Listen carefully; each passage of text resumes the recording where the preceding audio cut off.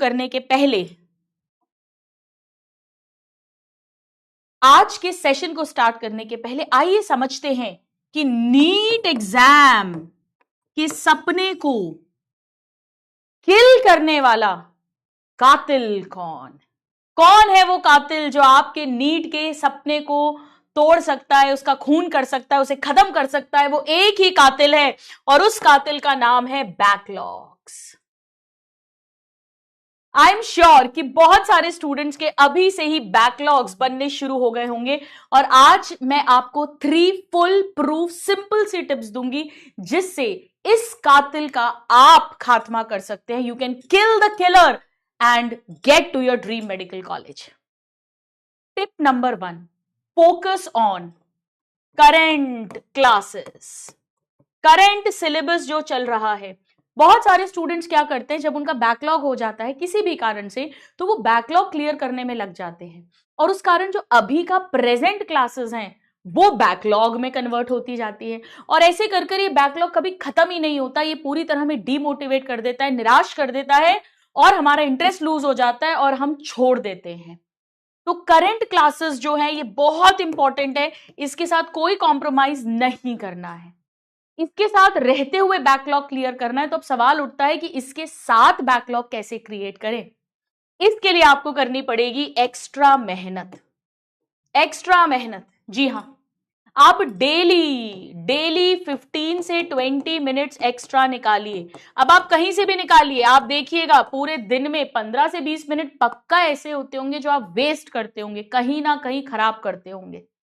उन्हें खराब करना छोड़ना है और यहां बैकलॉग क्लियरिंग में लगाना है। करंट क्लास तो रेगुलर करनी है, उसके साथ एड ऑन। इसके अलावा इन स्टूडेंट्स के लिए हॉलीडेज, संडेज जबरदस्त इंपॉर्टेंट है।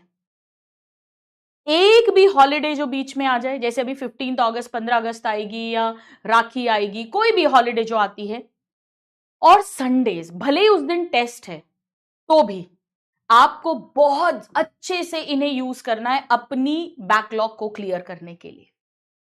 And last but most important, no new backlog creation. और बैकलॉग बेटा नया नहीं बनने देना।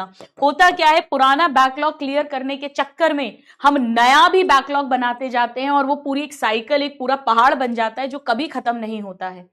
ये सबसे बड़ा कारण होता है हमें डीमोटिवेट करने का, नीट के सपने में छुरा भोंकने का।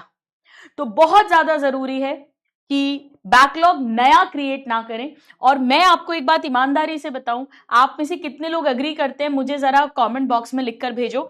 90 से 95% लोगों का जो बैकलॉग होता है वो आलस के कारण, नालायकी के कारण, टाइम वेस्ट के कारण, इधर उधर की फालतू बकवास डिस्ट्रैक्शंस के कारण बनता है। और ये सब हमारे कंट्रोल में है, ये सब हम कंट्रोल कर सकते हैं अगर हम सेल्फ मोटिवेटेड है, अगर हमें डॉक्टर बनना है। बहुत रेयरली ऐसा होता है 2-4% लोगों में जहां पर कोई जेन्युइन प्रॉब्लम हो गई, कोई हेल्थ इश्यू आ गया, कोई फैमिली में जेन्युइन प्रॉब्लम आ गई जिसके कारण आपकी क्लासेस मिस हो गई और आपका बैकलॉग क्रिएट हो गया। तो आपको देखना है किस कारण से बैकलॉग क्रिएट हो रहा है, अब नया बैकलॉग क्रिएट नहीं होने देना है।